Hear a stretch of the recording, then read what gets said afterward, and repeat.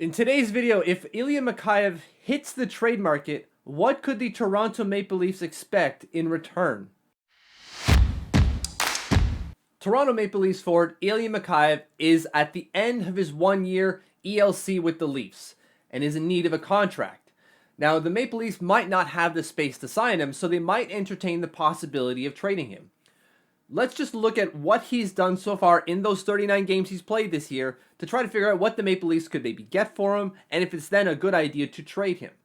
So, like I said, Mikheyev has played 39 games in the NHL and scored 23 points.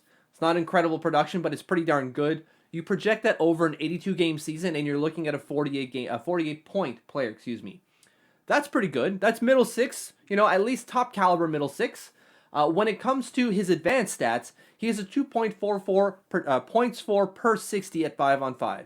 That leads most Toronto Maple Leafs. And when I say most, it's just because there are two players who have a higher points per 60 at 5-on-5 than Mikheyev, and they've played a combined 8 games this year.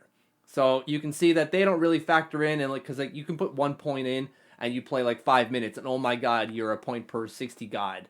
But Mikheyev at least has 39 games played this year. And again, he leads Matthews, Marner, and Tavares in terms of production per 60 at 5-on-5. When it comes to Corsi 4, Fenwick 4, he's top 5 for the Leafs. When it comes to, I'm going to read it here, in terms of his shots for, expected goals for, scoring chances for, and high danger chances for, he's top 10 on the Leafs.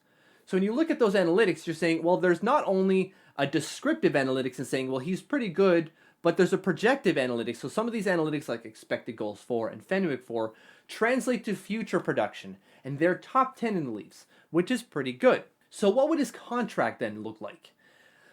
You can't offer him the moon and the stars. He's only played 39 games in the league, so you can't expect a lot. But if you're looking at a $2 to $3 million contract for this guy, that makes a lot of sense. That fits with a 48-point player or projected 48-point player.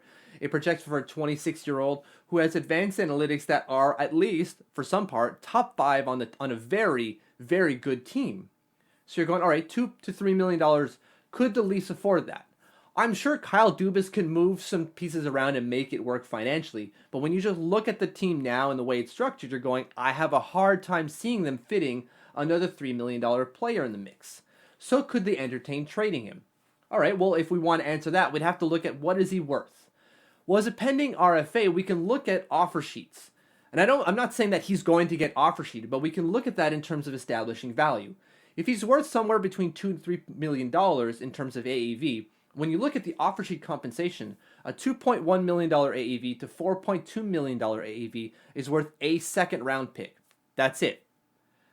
So if you're looking at trades, you're saying, well, he's probably worth, in the trade market, at least a second-round pick and maybe some sort of B-level prospect. So do the Maple Leafs make that deal? A B-level prospect, second-round pick for Ilya Mikheyev? They just might. They just might. Mikheyev isn't surplus to requirements, and he's shown with some of his analytics that he's got potential. But I don't know if they can make the money work. You get a B-level prospect in where the money works, and you get a second-round pick, which is in and of itself fair valuation for a player who's going to sign a contract somewhere around what Mikheyev is valued at. That makes sense for the Leafs. That's fair, if not more value, for that player. If you're just looking at it in that terms, that makes a lot of sense. Now, I know the Maple Leafs aren't saying, we have to ship Mikheyev out today. Oh my god, we can't have this player. He's a good player with good numbers and trends in a good direction. I'm just not sure they can make it work. And if you're getting a package that exceeds the value of the player right now, why don't you make that deal? What do you think? Do you trade Ilya Mikheyev? And if so, what's the package? Let me know in the comments. Thank you for following. Hit the subscribe button. And thanks for watching.